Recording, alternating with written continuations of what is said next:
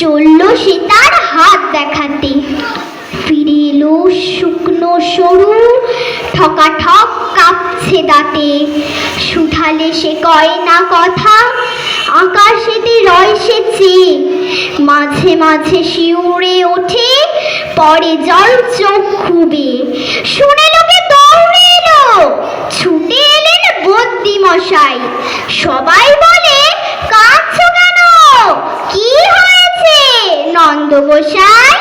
খুড়ো বলে, বলবো কি আর, হাতে আমার পত্র লেখা। আমার ঘরে আছেন শনি, পাড়ায় ভরা আয়ুর রেখা। এতদিন যায়নি জানা, ফিরছি কত গ্রহের ফেরে। হঠাৎ আমার ঠান্ডা গেলে, তখন আমায় রাখবে কেড়ে। 60টা বছর পার হয়েছি বাপ দাদাদের পুণ্য ফলে।